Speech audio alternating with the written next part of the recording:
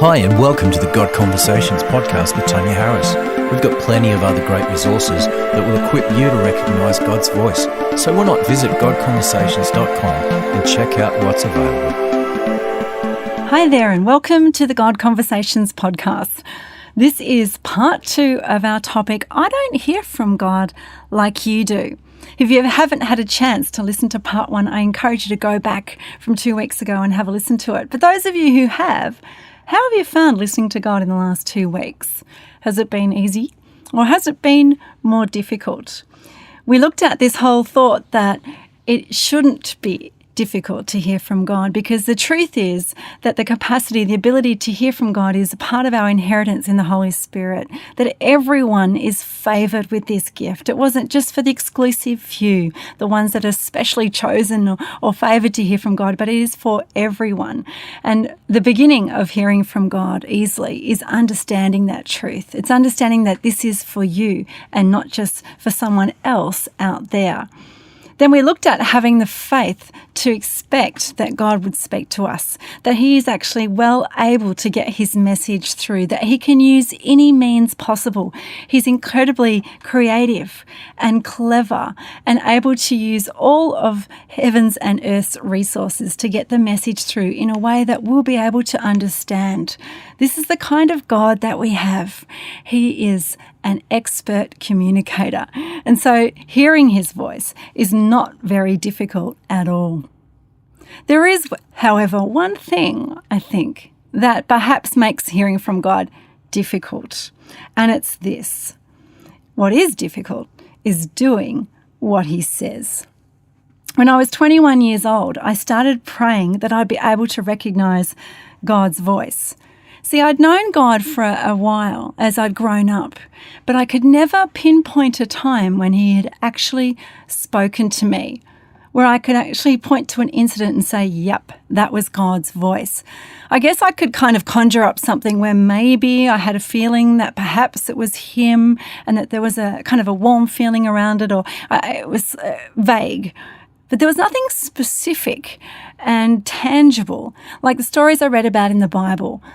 Like at the time when the Holy Spirit spoke, for example, to the Apostle Philip, and he says, go up and speak to that Ethiopian riding the chariot. And so Philip does what the Holy Spirit says, and what do you know? The Ethiopian is reading the book of Isaiah, the exact spot that talks about Jesus' death, and this conversation ensues, and it's a God moment. I never had a story like that, or a time when the Holy Spirit spoke to someone like Agabus in the New Testament. He says there's going to be a devastating famine, and he passes that message on to the people, and so they load up with food and supplies, and they make sure everyone is able to prepare for this famine. And when it actually hits, they're all sorted, and everyone can see that God is the God who sees ahead. That He's the one who sees ahead, makes provision, and He calls His people alongside to do the same. And those kind of conversations. I'd never really had one of those. I remember one of the early times when I heard God speak. It was this conversation that set the default for all God conversations I've had since. I was 21 years old, and I was kind of in that season of my life that felt like the honeymoon season.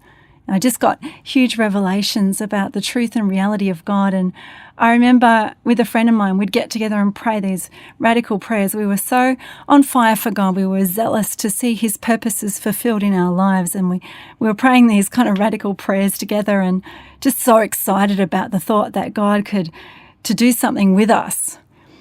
And I was going on one of my walks down in a park near my house, and there was this song that was kind of going around at the time, and I was singing it in my head, and because no one else was around, I started to sing it out loud. You know, it was a song I haven't sung since, and when I tell you what the lines were, maybe you'll understand why.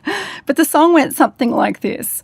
I'm yours, Lord, everything I am, everything I've got, I'm yours, Lord. Try me now and see if I can be completely yours. A second or two passed, and then very suddenly, this uninvited sentence came into my thoughts like a sledgehammer. Give all your money away. What? give all your money away. It was clear as crystal. I knew the moment that it came that it was from God. I didn't need confirmation. I didn't need to double. I knew so much that I immediately turned around, stopped skipping, stopped singing, hung my head and dragged my feet back home. What on earth was God talking about? I just finished my education degree. I was a qualified teacher and I'd been saving really hard to go on my big adventure. I was all lined up to go and live in the Solomon Islands in the South Pacific for a year, serving an organisation called Wycliffe Bible Translators, an organisation that translates the Bible into the language of the local people. And as a teacher, I was going to go over there and help the families look after educating their children because the services over there weren't up to speed in the Western world in terms of their curriculum. So I was all ready. I had gone through the interview process. I had prayed it through. I had talked about it with the people around me. I had signed the paperwork. I had told people. All the people in the Solomon Islands were waiting for me, so eager to have a teacher that could help them. They'd already written letters to me saying, "You're an answer to prayer. We're so glad that you're coming." And I had saved this little deposit of money. You know, and now it isn't as much, but I was 21 the first time I'd had a decent job and I was earning good money. And I'd saved it diligently the whole year for my big adventure.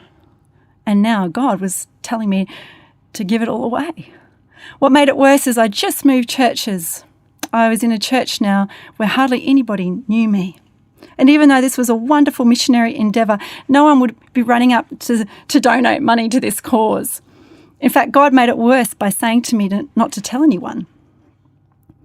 What? I couldn't believe it. I remember praying about it, thinking it through, agonising over it, and eventually taking myself down to the bank, withdrawing a big cheque, tears in my eyes, going to church on Sunday, waiting for the offering bag to come across my path, taking the cheque out of my bag, dropping it in there. There it goes. Everything I planned, all the things I wanted to do, just gone. I felt like a fool. It was one of the most clearest words I've ever had, and it was one of the most early God conversations I ever had.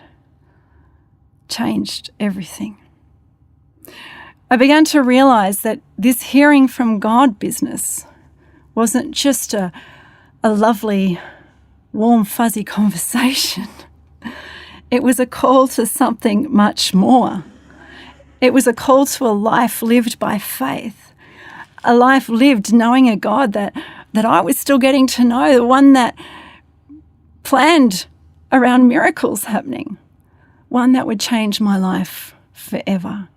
You see, hearing from God is not just a warm, fuzzy thought. It's not just a fun thing that we get to be involved in. It's a call to a life led, of following God with all of my heart, all of my life. It involves all of me. And when God speaks, it will always call us to faith. Our lives will never be the same again. His words transform. His words bring miracles. They're not light, simple words. They're heavy. They require a response from us. Something Jesus said when he was on earth, and you can read his words in John chapter 14, verse 21. He says, "Whoever has my commands and obeys them, he is the one who loves me. He who loves me will be loved by my Father, and I too will love him and show myself to him. Whoever has my commands and obeys them." See, sometimes we think, I just need to hear from God, and then we don't do anything with it. We just let it go. We don't realise that his words are given for purpose, for plans, for action, for living by them. When God speaks, we need to obey. We need to do what he says. When God speaks, miracles happen. Truth is that after I gave that money and in the weeks following, miracles happened. And it's a great story, and maybe another time I'll tell you the end of it, but suffice to say, I went to the Solomon Islands. I lived there for a year and a half, and the whole time I had plenty of money. Every need was provided for in ways that I could never have imagined were possible. I knew that God was real. Hearing his word changed everything in my life in those years to come. And as I said before, it set the default for every God conversation. Because when I hear from God now, when I ask him to speak, it's always with this subtext that whatever you say, that's what I'm going to do. Whatever you say, I will do it. And sometimes I wonder when we struggle with hearing from God, and maybe there are more reasons than this, but I sometimes think that most of the time, the thing that we struggle with is not hearing from him, but it's doing what he says. It calls us out of our complacency, out of our sin, out of our smallness, and calls us into a place of faith and in dreams and of miracles if we're willing to go there. It's not difficult to hear from God. What's difficult is doing what he says. I don't hear from God like you do, my friend said. I went back to her, that girl I had the conversation with right at the beginning of this topic. And we were chatting again, and just gently I came up with an answer for that line. I said, maybe you should just stop saying that. Because when you say that, you're not positioning yourself with faith and expectation that God will and God can speak to you. Well, maybe she did just that. Maybe she went back to God and asked him again, because it was only a month later that she had a prophetic dream. And God spoke to her about the season that she was in and the season that was coming. Incredible clarity, incredible wisdom for what was ahead. Made such a difference to hear from God. I want to encourage you today to pray that same prayer with great faith, with great expectation, and with the subtext that whatever he says, that's what you'll do. Thanks so much for listening today. Love to hear your stories. What has God said to you that's been difficult? Or maybe God has said something that has completely changed your life. We'd love to hear from you. I encourage you to post your stories on godconversations.com, and we look forward to hearing and talking with you next time. Bye for now. We hope you've enjoyed this podcast by Tanya Harris. We'd love you to keep the conversation going by posting your comments and thoughts. Hey, we're praying that you will hear God's voice more clearly and consistently in your life. It was never meant to be a one-way conversation.